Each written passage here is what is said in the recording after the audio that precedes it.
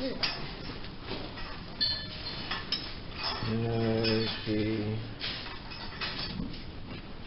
ink is rolling. Well, we're here with Katie. And if you can see here under the flashlight, Katie has an incision on her side, stitched shut. And Lydia, our resident veterinarian, is going to assist me in taking the stitches out. So, if you can hold the flashlight with one hand there so I can see what I'm doing. What happened with Katie here is she had a calf probably almost a month ago now. And what happens sometimes after calving is the body all of a sudden requires so much calcium in order to make milk for the calf and the farmer. Sometimes the body draws more, the process of making milk draws more calcium out of the body than her body can produce and convert from food that she eats.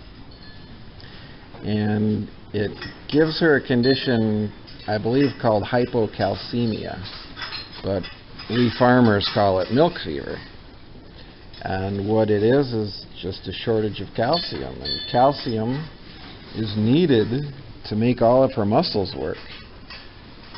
And you don't need to show the farmer. Whatever. As the body runs short of calcium, her muscles slowly shut down. And she is eventually unable to stand. Even worse than that, if it continues to go on, the last muscle that stops working is the heart. So milk fever can kill a cow in a matter of, 12 hours or so if not picked up and treated. Treatment is quite simple. An IV bottle of calcium, liquid calcium, and usually there's a phosphorus in there as well. As soon as that gets in her bloodstream, you can watch in a matter of minutes this cow wake up. It shakes. And yes, the muscles start shaking because they're coming alive again, for lack of a better term.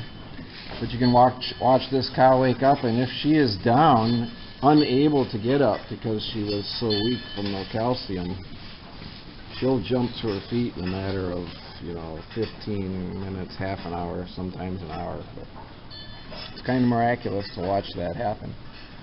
But because Katie had milk fever, it caused her to go off feed for half a day, maybe even a day and a half before she got back into the swing of things. And when a cow stops eating,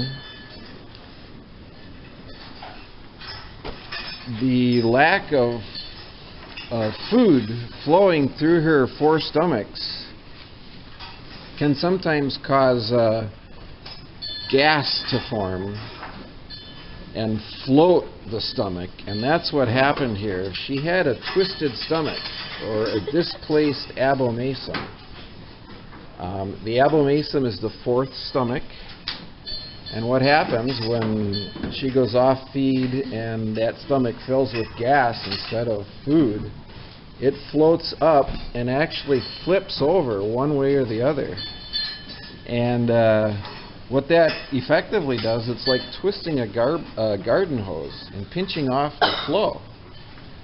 So all of a sudden her digestive system is stopped because it's pinched. So what needs to be done, what was done in this case, the vet came out, put a stethoscope to her gut. It was very easy to tell that she had a twisted stomach. If you tap it like that through the stethoscope, it's going to sound like you're tapping a basketball. Or glass. Because that's the sound of the gas in there. So once it was determined that's what she had, we needed to operate right away, very soon, to make her feel better. So we did operate right away. Dr. Elizabeth from the vet clinic in Evansville did the surgery for us.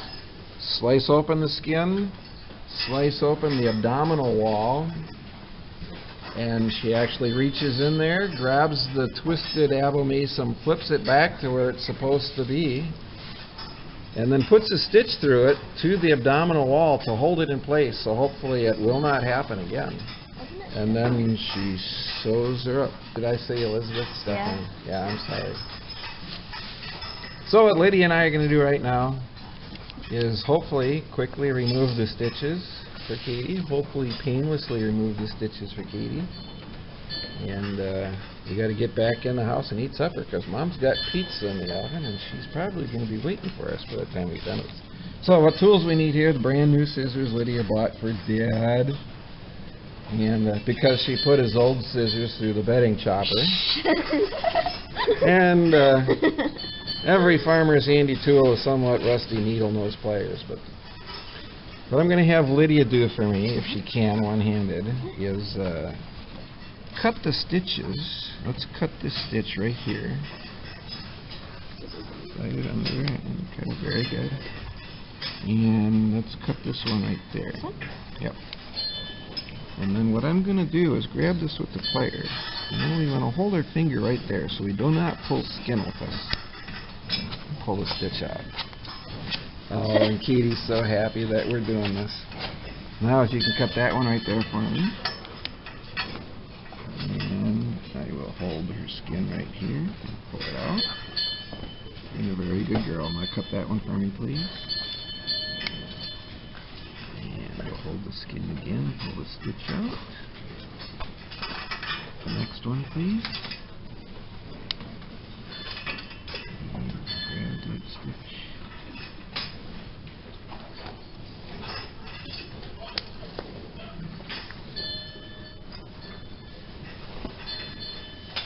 Next one. This surgery was done about 3 weeks ago, is my guess. 3 weeks ago on during evening milking.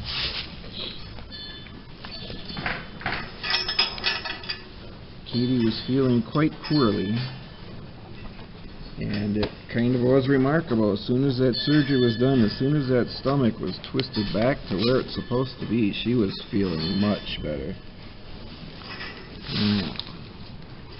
Make sure you have it here.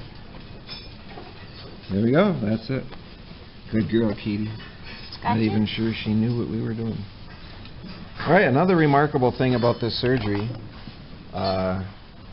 She was awake, standing up right here while it was done. Local anesthetic was all that was needed. But, you know, this is major surgery, sort of. Especially if it were done on you or I. But the cost is quite different than if we needed to go into the hospital and sliced open that large. This whole surgery, the vet called, the surgery itself, she was given a bottle of sugar for ketosis. Whole vet call was about $335. So, boy, if we could get health care for that cheap, we'd have no problem in this country. Anyway, that's about it. Katie's doing well, you can see, eating away, not even caring what we're doing here. And now we need to get in the house and eat our pizza. So, a little bit different video. Hope you enjoyed watching it. Didn't gross you out too much. And now, if you had seen the surgery, that may have grossed you out, but no, it wasn't too bad. Well, no they pulled the stomach out somewhat. Yeah, but it's not too bad. Maybe before Hank uploads this video, we can find a couple of still photos that we have of this type of surgery being done on other cows.